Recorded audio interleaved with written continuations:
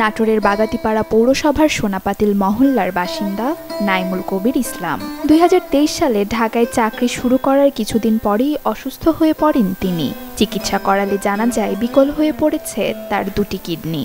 এরপর থেকে শুরু হয় এক কঠিন সংগ্রাম। নিয়মিত চিকিৎসা, ওষুধ আর ডায়ালাইসিসের ভারে ধীরে ধীরে নিঃস্ব হয়ে পড়েছে নাইমুলের পরিবার। আগে মাসে ৩ বার ডায়ালাইসিস করা হলেও এখন অর্থের অভাবে তা নেমে এসেছে দুবারে।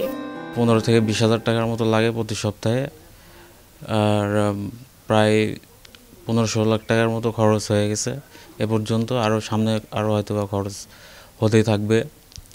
এখন আপনারা যারা আছেন, সমাজে বিত্তবান মানুষ যারা আছেন, তারা আমার পাশে একটু দাঁড়ান, হেল্প করেন।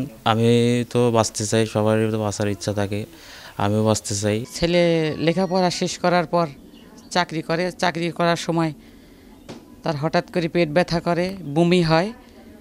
তখন ওরা বাবার কাছে ফোন করলে ওর বাবা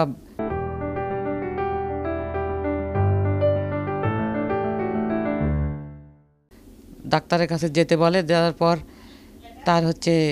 তার পরীক্ষা নিরীক্ষা দেওয়ার পরে ধরা পড়ে যে তার 2টা কিডনি নষ্ট, মানে ড্যামেজ হয়ে গেছে। আমার একটাই সন্তান, আমি ছেলেকে নিয়ে বাঁচতে চাই। আমার বর্তমান সংসারের ধরেন কিছুই নাই, আর ওর বাবার যা ছিল সম্পূর্ণ শেষ হয়ে গেছে, আর কিছু নাই যে তাকে একটা ডায়ালিসিস দিবে। ডায়ালিসিস তো সপ্তাহে 3 বার করি, এর আগে চলছে, মাঝে টাকা পয়সার অভাবে দিতে পারি নাই। এর জন্য বুকে পানিও জমে গেছিলো, তারপর ফুসফুসিতে পানি জমছিল। তো ওখানে ওটার অপারেশন করতে অনেক টাকা লাগছে। তো তারপরে এখানে ক্যাথেটার যেটা দিয়ে হচ্ছে করে ডায়ালিসিস করে, এই ক্যাথেটার করতে এটাও সিকেডি হাসপাতালে করা হয়েছিল, ওটা অনেক টাকা নিছে। পরে 2-3টা ফিস্টুলাও করা হয়েছে, কোনো ফিস্টুলা নষ্ট হয়ে গেছে, কোনো ফিস্টুলা আবার চালু হয়েছে।